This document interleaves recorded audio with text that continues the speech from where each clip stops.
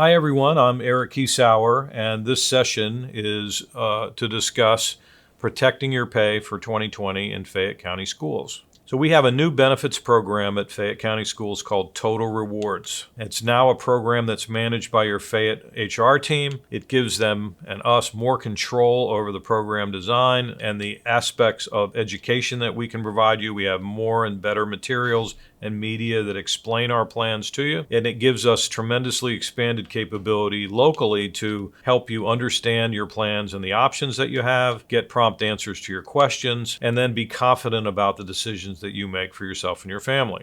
Why do we call it Total Rewards? Because compensation here really means more than your paycheck. It also includes the board's funding, which is a substantial amount toward things like sick leave, state health, retirement, even Social Security. And it also means the advantage that you get from Fayette County Schools' buying power and their dedicated advocacy of you. They help you make smart, confident decisions. They'll keep your benefits costs as low as possible, and we'll try to help you learn how to do some of that yourself and then resolve problems that you have when things don't go exactly as they were planned. The challenges that we've had here to move to our own plan are primarily the fact that we're coming out of a group with 120,000 employees in it to one that has 2,700 employees.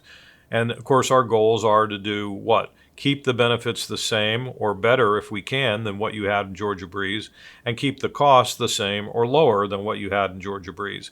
As a smaller employer, that becomes difficult to do, either to match the plans exactly, to keep the costs lower. But I think we've done a pretty good job here, and I think you'll approve as you go through this open enrollment to see just what we've been able to accomplish for Fayette County Schools as a standalone benefits program. So as I said, this session is about protecting your pay at Fayette County Schools. So you've got three ways to do that. That is the way that you should think about it. I've got my accumulated sick leave, which is funded by the board. I've got a short-term disability plan to take over when my sick leave is exhausted. And I have a long-term disability plan available to me when my short-term disability benefit runs out. So end to end, I have three plans that will take me from my first day of being out all the way to 65 if I'm disabled that long. So your first line of defense is always going to be your sick leave, and you want to accumulate as many of those days as you can. Remember, those are full days of pay when you're unable to work. And if you don't need them for that, they also count toward your retirement service. So they're invaluable to you. They could help you retire much earlier at the end of your career if you accumulate a lot of days. And we often see teachers retiring as much as 2 years or more earlier because they've accumulated so many sick days. So that's your first line of defense. And when that runs out, you've got your short-term disability there to take over, to dovetail with your sick leave, and long-term to take over after your short-term runs out. So end to end, you have three ways to protect your pay. Our short-term disability plan will change carriers this year to One America from the Standard, which was the carrier in Georgia Breeze. This new plan is going to give us a lot more flexibility than we had before. We're able to duplicate near the same costs for all but a few. And in many cases, the folks that have a lot of sick leave are going to find that their costs are going to go down dramatically. All right, and I'll show you a chart in a minute to help you understand that a little better. So in this new plan, you'll select the actual monthly benefit that you want. It won't just be a percentage of your pay. So the thing to think about in this situation is, how much income do I actually need to get by in the short term when my sick leave runs out?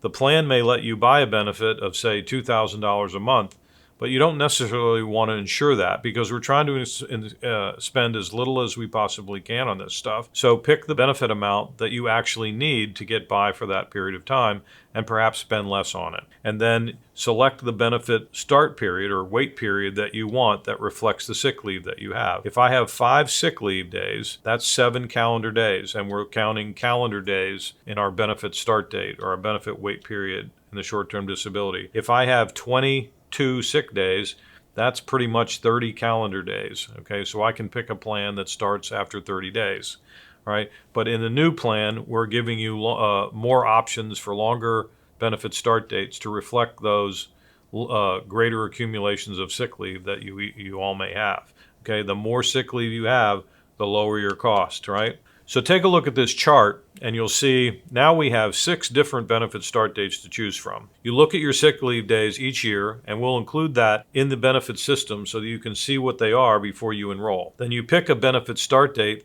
that reflects what your accumulated sick leave is, and you can see how your costs will drop dramatically when you do that. The longer you can wait for that benefit to begin, the lower your costs will be. And for many of you, this is going to enable you to pick a benefit start date of 45, 60, or even 75 days and see your costs drop dramatically from where it is today. On the long-term disability, we also have a new carrier. We'll be switching to MetLife in place of Standard. You're going to see much lower cost on this benefit.